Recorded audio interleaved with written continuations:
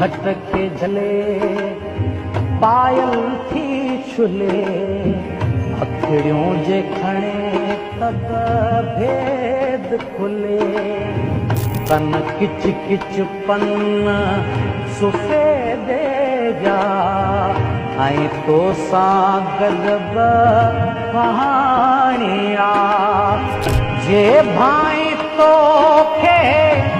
भेट दिया जे भाई तो के भेट दिया जे सरजाऊं बे हुनरिय में हुवचतूं